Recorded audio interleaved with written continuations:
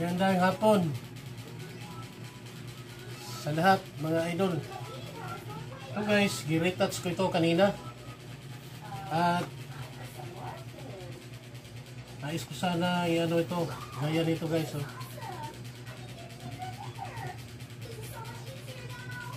So may kalakihan ito guys. 60 by 18. 0.60 by 0.80 meters. So hindi gaya nito guys, maliit lang to. Kaya malaki-laki na to guys. So abangan nyo na lang mga idol pag natapos ito. Lagay ko ito sa frame.